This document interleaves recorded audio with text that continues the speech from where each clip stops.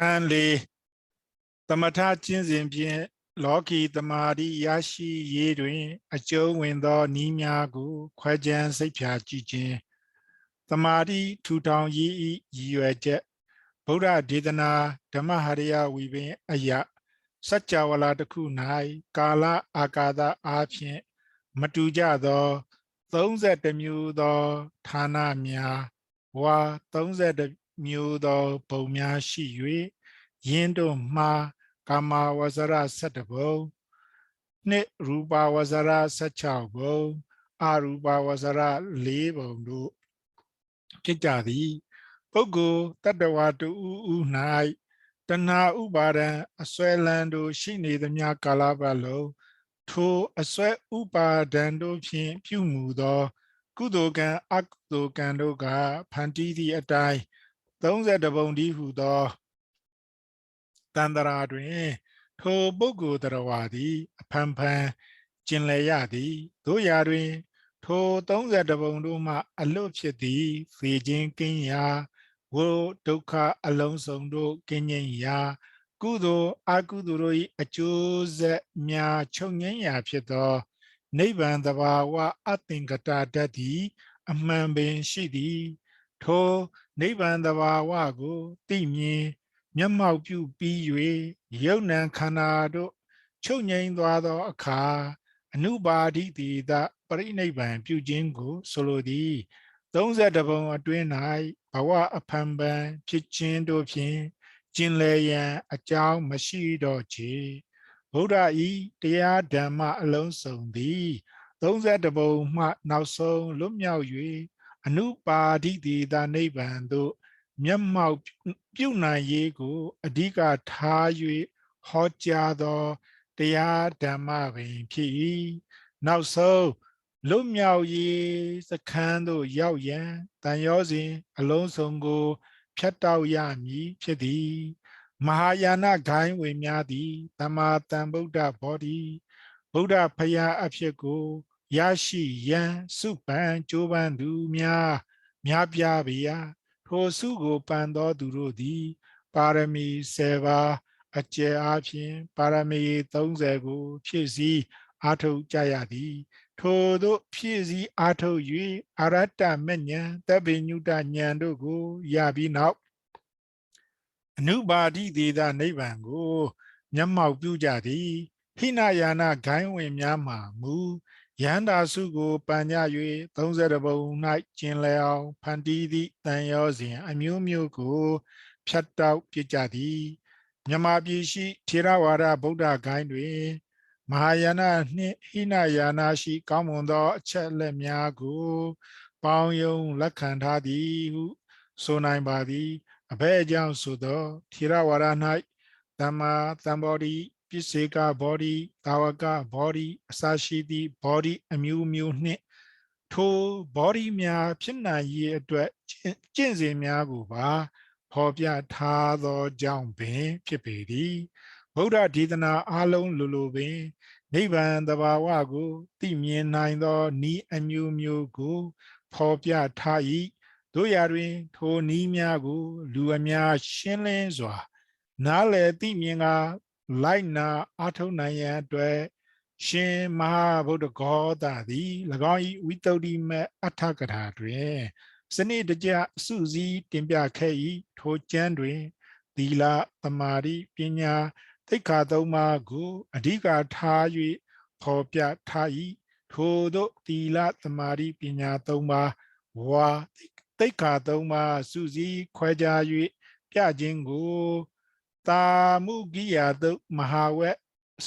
တုဒ္ဓနိပတ်အင်္ဂုတ္တရနိကေ၌ပါရှိသည်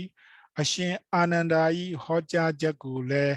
လေ့လာနိုင်ပါသည်ထိုသိက္ခာသုံးပါး၌သီလစင်ကြယ်မှုကိုအခြေပြု၍စိတ်တည်ငြိမ်ခိုင်ခံ့မှုတမာတိကိုအားထုတ်ရမည်ဖြစ်၏တမာတိကိုအားထုတ်ခြင်း၌သမထနှင့်ဝိပဿနာနှမျိုးလုံးပါဝင်လျက်ရှိသည်သမထကိုအားထုတ်လျင်သမာဓိရစေနိုင်တဲ့ကဲ့သို့ဝိပဿနာကိုအားထုတ်လျင်လည်းသမာဓိရနိုင်သည်သာပင်သမထတတ္တကိုအားထုတ်သူမှမူ Zan Abinino T Yanaindo say eat kind can move Zantamarigo Yazi Nai to do the Zantamarima the same Vipadana do Guga Nesa Duka Anata Lakanarugo Shupa Jin Pin Arata Me Arata Po Dihu do Pinya Gole Yazi Nai Vipadana Dadago Ato do Mamu Anesa Duka Anata Lakanarugoအကုန်အစင်သိနိုင်သောတမာရီအစင်လောက်ထိရပါကအရတ္တမဲ့အရတ္တဖို့ဒီဟုသောပညာကိုရစေနိုင်လေသည်ထို့သောဝိပဿနာတတ္တကိုကြီးအားထုတ်သူသည်တမထကိုအားထုတ်၍ဝိပဿနာသို့ကူးလာသောသူတို့ကဲ့သို့မူဇံပင်ញင်တကောတတ္တိများကိုရနိုင်လိမ့်မည်မဟုတ်ချေတို့ရာတွင်ဇံပင်ញင်တို့ကိုပွားများလက်ကျင့်ခဲ့ဘူးသောအထုံပါရမီရှိလျင်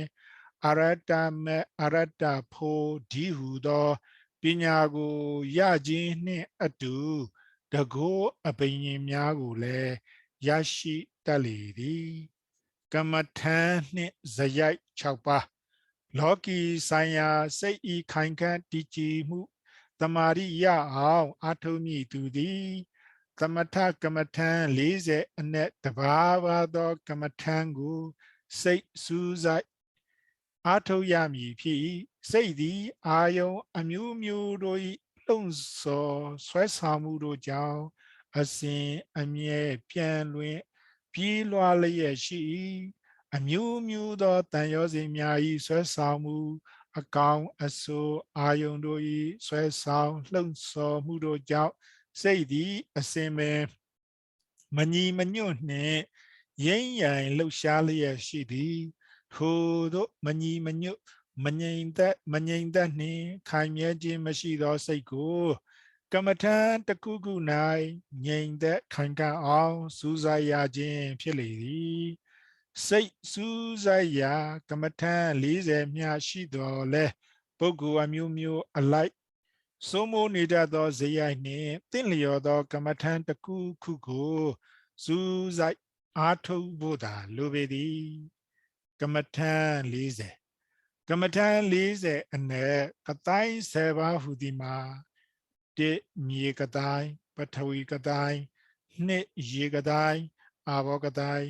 3မိကတိုင်း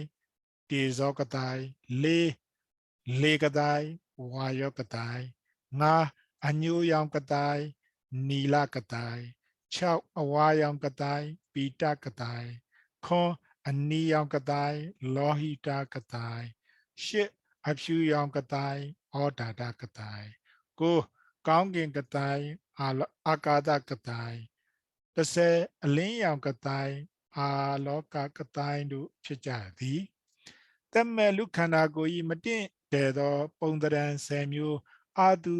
ပ10ပါးဟူသည်မှာ1ဥဒ္ဓမာဒကဖူးဖူးရောင်လျက်ရှိသောလူသေးကောင်2ဝိနီလကအညိုအမဲစသည်ရောရှက်လျက်အယောင်ဆင်းပြက်နေသောသူသေးကောင်3ဝိပုပ္ပကပုတ်ရည်ပြီးသွေးပြည်တော်ဖြင့်ကွဲအပ်ယိုကျနေသောသူသေးကောင်4ဝိစိတ်တကအည်ပြားများအပိုင်ပိုင်ကွဲအပ်နေသည့်သူသေးကောင်5ဝိခာယိတကခွေးကြီးလက်ဒစသည်ထိုးဆွကြိုက်ခဲ၍မွမွကျဲနေသောလူသေးကောင်6ဝိခိတကခြေတခြားလက်တခြားခေါင်းကိုတခြားကစင့်ကလျာလွှင့်ပြထားအပ်သောလူသေးကောင်ခွန်ဟတဝိခိတကခြေလက်ကိုခေါင်းတခြားစီဖြတ်လျက်ဓာယာခြင်းရှက်နေအောင်မှုန်း၍တကွဲတပြားပြည့်လွင့်ထားအပ်သောလူသေးကောင်8လောဟိတကထိုမှဤမှသွေးယိုထွက်၍အနှံ့အပြားသွေးလိမ့်ကြံနေသောလူသေးကောင်9ပုလဝကပိုးလောက်များကြီးကြီးတဲ့ပြည့်နေသောလူသေးကောင်10အဋ္ဌိကအယိုးစုသာကျွင်းကြံနေသောလူသေးကောင်တို့ဖြစ်ကြ၏အဖန်တလဲလဲဆင်ခြင်းအောက်မေ့ခြင်းဖြင့်စူးစိုက်ရသောအချင်းအရာ10မျိုး အနုတ္တတိ7ပါးဟူသည်မှာတိဗုဒ္ဓအနုတ္တတိဖျားရှင်ဤဂုဏ်ကျေးဇူးကိုအဖန်ဖန်အောက်မေ့ခြင်းနှစ်ဓမ္မာနုတ္တတိတရားတော်ဤဂုဏ်ကျေးဇူးကိုအဖန်ဖန်အောက်မေ့ခြင်းသုံးသံဃာနုတ္တတိသံဃာတော်ဤဂုဏ်ကျေးဇူးကိုအဖန်ဖန်အောက်မေ့ခြင်းလေးသီလာနုတ္တတိမိမိထိမ့်သိမ်းစောင့်ရှောက်အပ်သောသီလကို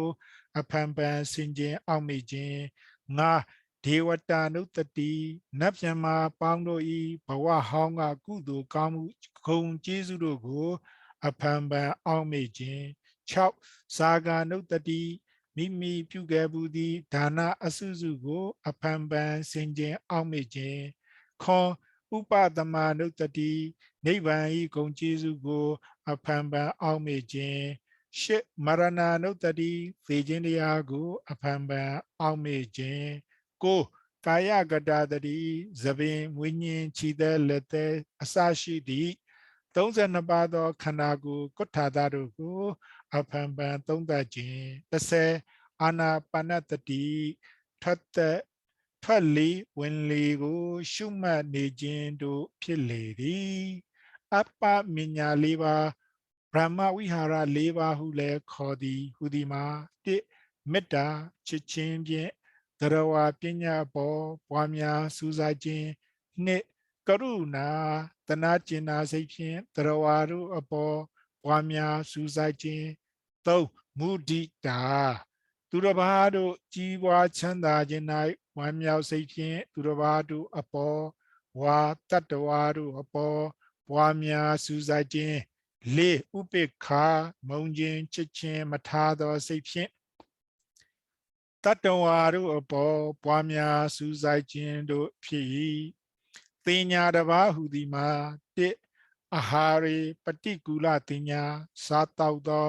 အစာအာဟာရတို့အပေါ်ဆက်ဆုပ်ပွဲအနေစူးစိုက်ရှုပွားခြင်းဖြစ်၏စတုဓာတုဝဝထံတစ်ပါးဟူသည်မှာခန္ဓာကိုယ်ကိုရေမြေလေမီးစသောမဟာဘူတဓာတ်၄ပါးအနေထင်မြင်အောင်စူးစိုက်ရှုပွားခြင်းဖြစ်၏အာရုပ္ပ၄ပါးတဒံနိမိတ်ထင်ရှားမရှိသောအရာတို့ကိုစူးစိုက်ခြင်း၄ပါးဟူသည်မှာတစ်အာကာသနိစာယရဏအစအဆုံးမရှိအနန္တကောင်းကင်ပညာကိုစူးစိုက်ခြင်းနှစ်ဝိညာဉ် စာယရဏအစအဆုံးမရှိအနန္တဝိညာဏပညာကိုစူးစိုက်ခြင်းသုံးအာကင်စညာယရဏဘာမျှမရှိခြင်းသဘောနတ္တိသဘောပညာကိုစူးစိုက်ခြင်းလေးနေဝတင်ညာနာတင်ညာယရဏတင်ညာရှိသည်လည်းမဟုတ်မရှိသည်လည်းမဟုတ်သောသဘော၌စူးစိုက်ခြင်းတို့ပင်ဖြစ်၏သက်ဆိုင်ရာဇယိုက်များနှင့်တင့်လျော်သော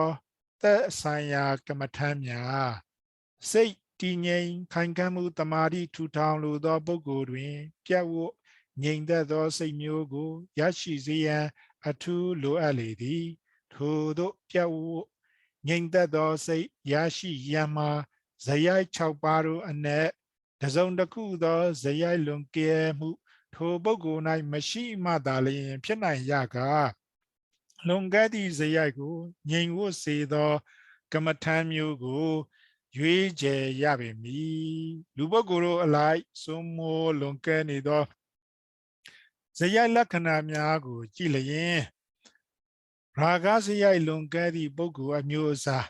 ရာဂစိတ်လွန်ကဲသောပုဂ္ဂိုလ်သည်ကာမဂုဏ်အာယုန်တို့ဘက်၌အခြားအရာများထက်လွန်လွန်ကဲကဲတက်မဲ့ဆွဲလန်းတတ်သောဇယိုက်လက္ခဏာများရှိတတ်၏ရာဂစရိုက်လွန်ကဲတတ်သောပုဂ္ဂိုလ်များသည်အလှအပကိုခုံမင်နှစ်သက်ဆွဲလန်းသာယာ၍လည်းနေတတ်ကြ၏တို့ဖြစ်၍ထိုတို့လွန်ကဲနေသောဇယိုက်တို့ရော့ပါပြီးစိတ်တဘာဝအညီအညွတ်ဖြစ်စေရန်အတွက်တတိအာယုန်နမိတ်ဖြစ်သောမနှစ်သက်ပွဲအစဉ်ကိုကြည့်ရှုစူးစိုက်ရမည်ဖြစ်လေသည်ထိုတို့စူးစိုက်ရန်အတွက်သက်မဲ့ရုပ်ခန္ဓာဤမတင့်တယ်သောပုံသဏ္ဍာန်များဖြစ်သည့်အတုပ10ပါးနှင့်ခန္ဓာကိုယ်ဤ32ကုဋ္ဌာသဒီဟုသောကာယဂတာတတိကိုစူးစိုက်အားထုတ်ရ၏ ဒေါသစရိုက်လွန်ကဲသည့်ပုဂ္ဂိုလ်အမျိုးအစားထိုပုဂ္ဂိုလ်အမျိုးအစားသည်မနာလိုမှုဝန်တိုမှုအမျက်ထားမှုစိတ်တို့လွန်ကဲသည့်စရိုက်ရှိ၍ထိုပုဂ္ဂိုလ်၏တဏ္ဍာ၌တော်လှန်တိုက်ခိုက်ဖျက်ဆီးလိုသောဒေါမနတတရားများပြည့်နှဲ့၍နေလေသည်သို့ဖြစ်၍ထိုစိတ်များရော့ပါသွားစေရန်အတွက်မေတ္တာကရုဏာမုဒိတာဥပေက္ခဒီဟုသောအပ္ပမညာ၄ပါးတို့ကို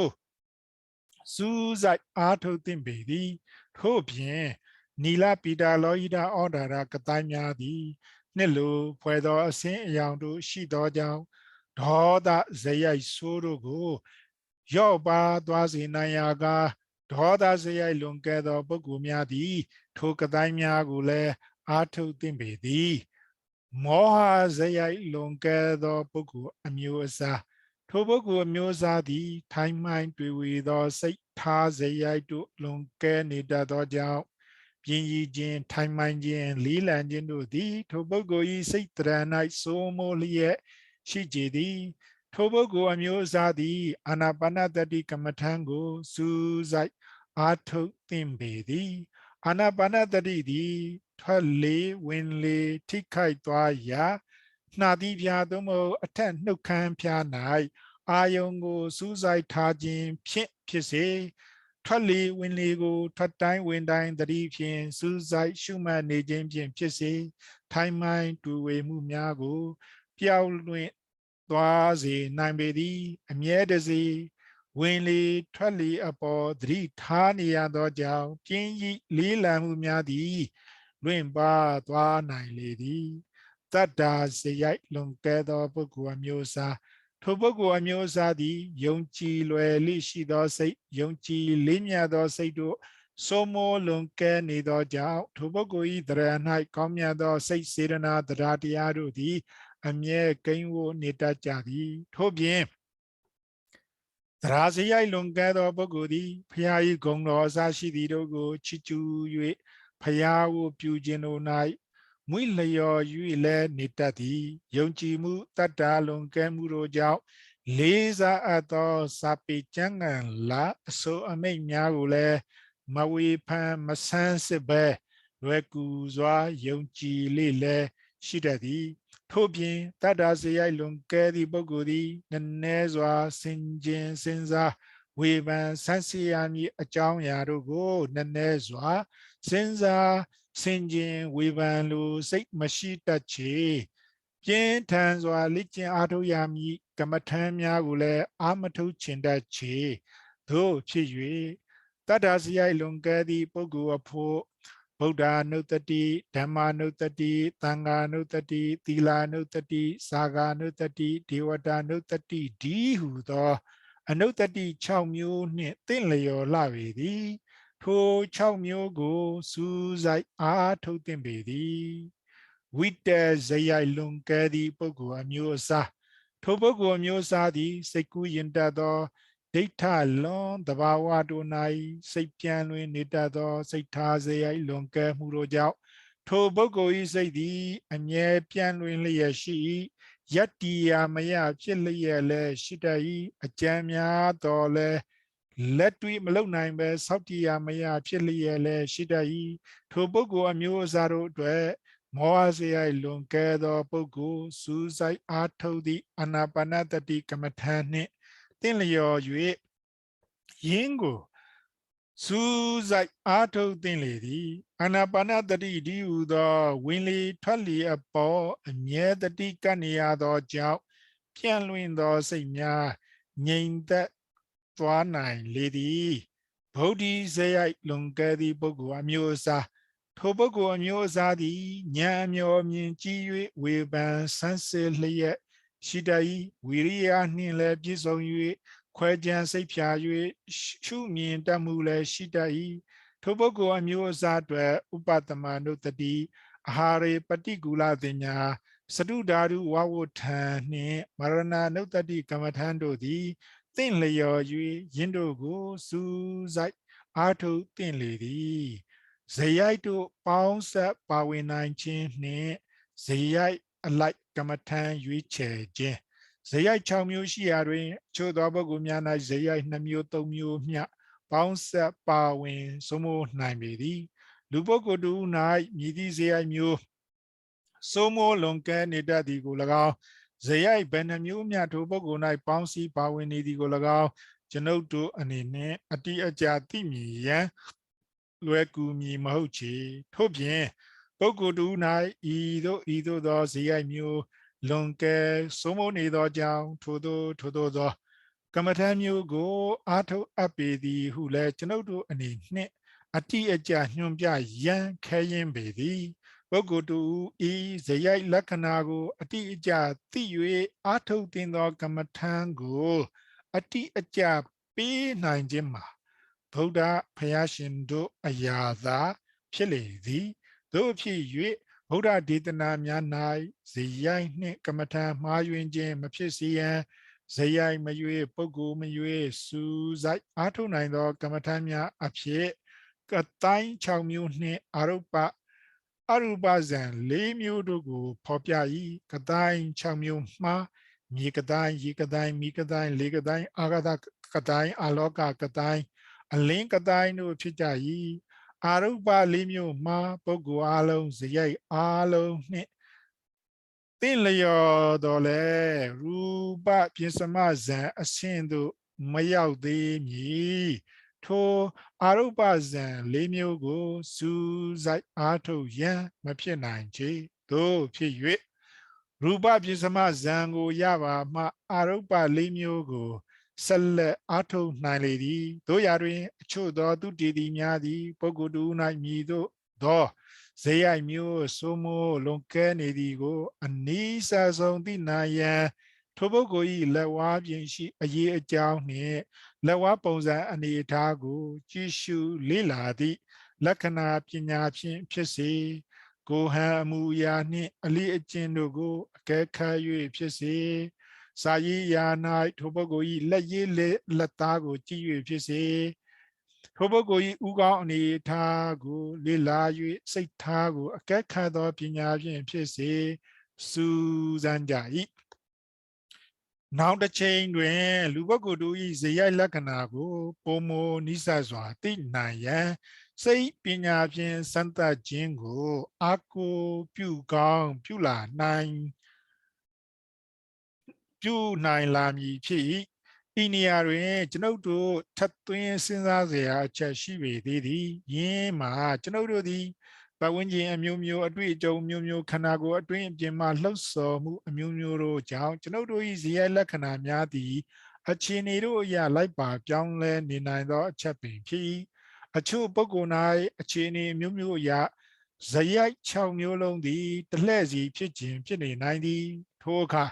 မြည်သည့်ဇယိုက်ကအခြားဇယိုက်တို့ထက်စိုးမိုးလွန်ကဲမှုရှိသည်မရှိသည်ကိုမသိနိုင်ဖြစ်ရတတ်၏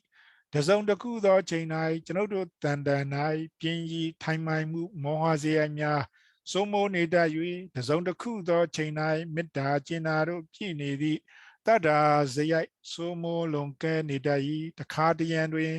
စောက်တရားမယစိတ်ဤပြန်လွင်မှုဝိတ္တဇယိုက်တို့စိုးမိုးနေတတ်ပြန်သည်တခါတရံစိတ်တူမှုမကျင်နာမှုမနာလိုဝန်တိုမှုတည်းဟူသော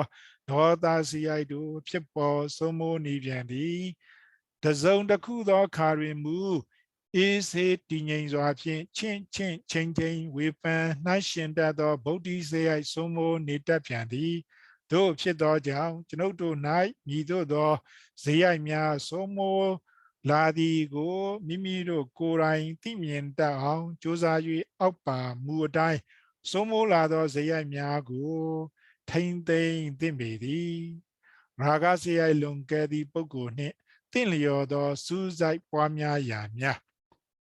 ကျွန်ုပ်တို့တဏ္ဍာ၌ရာဂစိတ်များတတ်မဲ့မှုများဖြစ်ပေါ်လာသည်ဟုသိပါကအတုပ7ပါးမှတစ်ပါးကို၎င်းကာယကတာတတိကို၎င်းစူးစိုက်၍အာယုံပြုလျက်ခန္ဓာကိုယ်၏မတင့်တယ်မှုကိုဆင်ခြင်နိုင်ပေသည်လွန်စွာတက်မဲ့ဖွယ်ကောင်းသည်ဟုထင်သောရုပ်ဆင်းအင်္ဂါသည်စင်စစ်အည်ပြားတစ်ထောက်စာများရှိ၍ထိုအည်ခွန်အတွင်း၌မတင့်တယ်သောညဉ့်ညူးဖွယ်သောယွန်ဖွယ်သောသွေးပြည် တလိပ်ကျင်ကြီးကျင်ငယ်တို့တည်ရှိနေကြသည်ဟုစူးစိုက်ဆင်ခြင်ခြင်းဖြင့်၎င်းတမက်ဖွယ်ဟုထင်သောရုပ်ဆင်းအင်္ဂါတို့သည်မတေခင်ကပင်ပုတ်ဟောင်းနန်းစော်တတ်၍တစ်ချိန်၌သုတ်တန်တစပြင်တွင်ပိုးလောက်တို့အတိဖြင့်ဖောင်းပွားပုတ်အပ်နေမည်လူသေးကောင်ဖြစ်နှင့်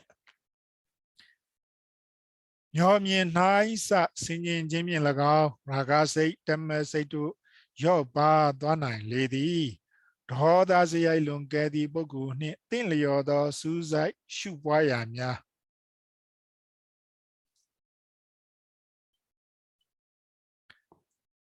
လူအများနှင့်ဆက်ဆံရသည့်အခါ၌မိမကြဟုထင်သောကိစ္စရပ်များနှင့်ကြုံသောအခါတွင်ဖြစ်စေလိုရာကိုမရလာသောအရာကိုလည်းမလိုချင်သောအဖြစ်တို့ကိုကြုံသည့်အခါ၌ဖြစ်စေဖြစ်လိုစန္ဒနှင့်ဖြစ်လာမှုတို့၏စန့်ကျင်လွဲချော်နေမှုတို့ကိုကြုံရသည့်အခါ၌ဖြစ်စေကျွန်ုပ်တို့သည်ဒေါသဖြစ်ရတတ်၏ထိုခါ၌ကျွန်ုပ်တို့သည်မေတ္တာကရုဏာမုဒိတာနှင့်ဥပေက္ခာတို့ကိုပွားများခြင်းဖြင့်ဖြစ်ပေါ်လာသောဒေါသကိုပြင်းငိမ့်လျော့ပါသွားစေနိုင်လေသည်ထိုမေတ္တာကရုဏာတို့အပြင်ဝဏ္ဏအစင်းကတိုင်းများဖြစ်သည့်အဖြူအဝါစသည့်ကတိုင်းတို့ကိုစူးစိုက်ပွားများခြင်းအပြင်ဖြစ်စေဝဏကတိုင်းတို့အတွင်း၌ကျုံဝင်သောလှပနှစ်လိုပွဲအယောင်ဆင်းရှိသည့်ဝတ္ထုဒရံတို့အပေါ်စိတ်ကိုပြောင်းရွှေ့ကာတင်ထားခြင်းဖြင့်ဖြစ်စေဒေါသတို့ပြင်းငိမ့်လျော့ပါသွားစေနိုင်လေသည်မောဟစရိုက်လွန်ကဲသည့်ပုဂ္ဂိုလ်နှင့်သင့်လျော်သောစူးစိုက်ရှုပွားရာများအကယ်၍ပြင်းယူခြင်းထိုင်မိုင်းလေးလံခြင်းဖြစ်ပါကနာသီးပြားသို့မဟုတ်အထက်နှုတ်ခမ်းပြားကိုထိခတ်သွားသောထွက်လေဝင်လေကိုစူးစိုက်ထားခြင်း၌ဖြစ်စေထွက်လေဝင်လေဤထွက်မှုဝင်မှုကိုတိနေခြင်း၌စူးစိုက်ထား၍ဖြစ်စေထိုပြင်းဤထိုင်မိုင်းမှုတို့ကိုပျောက်လွင့်သွားစေနိုင်လေသည်ခက်လွယ်အားဖြင့်စိတ်ထဲမှနေ၍1 2 3 4စသည်ရေတွက်နေခြင်းဖြင့်တော်၎င်းတစ်ချက်မြည်နေသောနာယီစက်တံကိုစူးစိုက်နေခြင်းဖြင့်တော်၎င်းပြင်းဤထိုင်မိုင်းမှုပယ်ဖြောက်နိုင်ပေလိမ့်မည်ဝိတ္တဇယိုက်လွန်ကဲသည့်ပုဂ္ဂိုလ်နှင့်သင့်လျော်သောစူးစိုက်ရှုပွားရာများစိတ်ညစ်ညူးရှုပ်ထွေး၍စောင့်တရားမရအောင်ကစင့်ကလျာပြန့်လွင့်နေပါကမောဟစရိုက်မှာကဲ့သို့ထွက်လေဝင်လေကိုစူးစိုက်ခြင်းသို့မဟုတ်မိမိရှိဖန်လုံးငယ်တစ်ခုခုကိုစူးစိုက်နေခြင်းဖြင့်ပြန့်လွင့်သောစိတ်ကိုဖမ်းချုပ်နိုင်ပေလိမ့်မည်တတ္ထာစရိုက်လွန်ကဲသည့်ပုဂ္ဂိုလ်နှင့်တင့်လျော်သောစူးစိုက်ရှုပွားရာများတတ္ထာစိတ်သည်တစ်ဖက်သောရှုထောင့်မှကြည်ပါကဖြူစင်ကောင်းမြတ်သောစိတ်နှစ်သက်လူလားဖွယ်သောစိတ်ဖြစ်သည်မှန်ပါသည်တို့ရာတွင်တတ္တာလွန်မာကလည်းမကောင်းချေတတ္တာလွန်သောသူသည်အကြောင်းယုတ်တိမတန်ဘဲနှင့်ယုံတတ်၏ထိုအခါဂုံဖြင့်ဖြစ်စေယာတုဖြင့်ဖြစ်စေအဆောင်ရောင်အထေဝါတို့ဖြင့်ဆွဲဆောင်ပါကယုံတတ်ခြင်းများလည်းဖြစ်တတ်၏မဟုတ်စကားကိုလည်းထိုစကားကိုပြောသူ၌တတ္တာပိုး၍အဟုတ်စကားအဖြစ်ယုံတတ်၏ထို့သောတတ္တာစရိုက်လွန်ကဲသူအတွက်စိတ်စူးစိုက်ခိုင်ခန့်စေရန်ဗုဒ္ဓအနုတ္တိအစရှိသောအနုတ္တိကမ္မထံတို့နှင့်သင်လျော်တော်လဲတတ္တာစိတ်ဖြင့်ယုံလွယ်တတ်ခြင်းကိုပညာအစဉ်အချင်းအဝေအဖန်ဖြင့်ထိမ့်သိမ့်ရန်လိုပေလိမ့်မည်ထို့သောပညာအစဉ်ချင်းအမျော်အခေါ်ဖြင့်မထိမ့်နိုင်ပါကလူမှုကိစ္စအဝဝတို့၌အမှားအယွင်ဖြစ်နိုင်သောကြောင့်ဒီ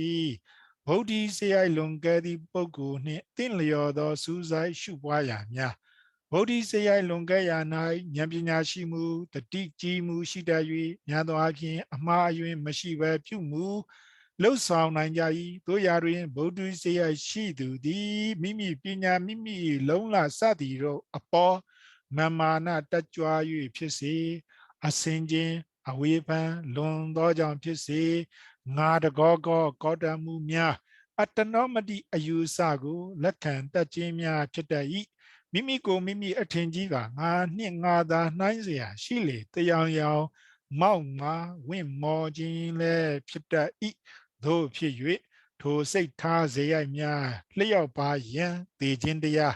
Marana Notadigo, Su Zai Pamia, Ai, Yimyin the Mia Tatawaru, the Yanni, Napan Sodolo, Tina Yao. ဒေချင်းတရားနှင့်အဆုံးသတ်တတ်သောလူဘဝ၌မမာနတတ်ကြပွဲမရှိကြောင်းစင်ကြင်ပွားများခြင်းဖြင့်မမာနတို့ရော့ပါသွားနိုင်သည်ဒေချင်းတရားဖြင့်အဆုံးသတ်ကြရမည်လူသားချင်းချင်းခွဲခြားမှန်ထောင်မနေပဲနိုင်နိုင်ချချညီညီမျှမျှနေနိုင်အောင်လည်းဖြစ်နိုင်ရပေသည်ထို့ပြင်မိမိခန္ဓာကိုယ်အားဓာလေးပါအစုအဝေးအနေသင်္ခါရဓမ္မအစုအဝေးအနေထင်မြင်အောင်စူးစိုက်ရှုပွားသင့်လေသည်သင်္ခါရဓမ္မအစုအဝေးမှန်သမျှသည်ပျက်စီးခြင်းဖောက်ပြန်တတ်ခြင်းရှိကြောင်းသင်္ခါရဓမ္မဖြစ်သောယုတ်နံခန္ဓာဟုသမျှထာဝရမြဲသည်ခိုင်သည်မရှိကြောင်းစူးစိုက်ရှုပွားသင့်၏ထိုအခါမိမိ၌ထားအပ်သောမာနတရားတို့လျော့ပါသွားနိုင်ပေလိမ့်မည်ဗုဒ္ဓစေရရှိသူသည်ပြေလွင်စွာစဉ်းစားနိုင်သူဖြစ်ရန်အတွက်အစာတို့၌ဆက်ဆုပ်ဖွဲအာဟာရေပฏิကူလတင်ညာကိုရှုပွား၍အစာစားဖို့အသက်ရှင်နေရန်မဟုတ်အသက်ရှင်ရန်အစာစားရခြင်းသာဖြစ်သည်ဟုမိမိကိုယ်ကိုမိမိဆုံးမသင့်လေသည်ဗုဒ္ဓစေရရှိသူတို့သည်ခံယူချက်ပြင်းထန်တတ်ခြင်းအလေးအနက်ထားလွန်ခြင်းတို့ကြောင့်တခါတည်းစိတ်ဤပင်ပန်းနွမ်းနယ်မှုမကြေချမ်းမှုစိတ်ပြတ်မှုစိတ်ဓာတ်ကြာစေမှုပူပန်သောကရောက်မှုတို့ကိုကြုံတွေ့ရတဲ့ထိုအခါတဏှာကိလေသာအလုံးစုံမှလွတ်သည့်ငြိမ်းအေးခြင်းဒီဟုသောနိဗ္ဗာန်တဘာဝကိုအတတ်နိုင်ဆုံးစိတ်ကူးကစူးစိုက်ထားခြင်းဥပသမနုတ္တိအားဖြင့်စိတ်ဤငြိမ်းအေးတည်ကြည်ခြင်းကိုအထိုက်အလျောက်ရနိုင်လေသည်ထိုငြိမ်းအေးခြင်းသဘာဝကိုပုံမစူးစိုက်လာနိုင်သောအခါမိမိကြုံတွေ့ရခြင်းဒုက္ခအဆူဆူတို့သည်စင်စစ်ငြိမ်းအေးခြင်းဒီဟုသောရေပွက်ပမာမြသာဖြစ်၍ဘာမျှဂယုမဆိုင်လောက်ကြောင်းသိမြင်လာမည်ဖြစ်လေသည်လွန်ကဲ၍ကထိန်ကဘာဖြစ်နေသည့်ဇေယိုက်တို့နှင့်တင့်လျော်သောကမ္မထံစူးစိုက်ခြင်းဆင်ခြင်ပွားများခြင်းအားထုတ်ခြင်းအပြင်စိတ်သည်ညီညွတ်လာသည်တက်မှန်လာသည်ကြည်လင်လာသည်မိမိစိတ်ကိုမိမိပိုင်ဆိုးလာသည်ထိုအခါစိတ်သည်ခိုင်ခန့်၍လာလေသည်ခိုင်ခန့်တည်ငြိမ်သောစိတ်သည်မလိုလားသောအကျင့်ဆိုးများကိုပယ်ဖြောက်နိုင်သောစွမ်းတတ္တိကောင်းမွန်ခြင်းဘတ်တို့ကိုနှုတ်ဆိုင်ရာအပြုအမူတို့ကိုပို့ဆောင်စေစားနိုင်သောအစွမ်းတတ္တိအောင်မြင်ထမြောက်ခြင်းစီတို့မိမိကိုယ်ကိုမိမိပို့ဆောင်နိုင်သောအစွမ်းတတ္တိတို့ကိုရလာနိုင်မည်ဖြစ်လေသည်ထိုထက်ပုံမခိုင်ခန့်လာပါကဇံအပိညင်များကိုပင်ရနိုင်စွမ်းရှိမည်ဖြစ်လေသည်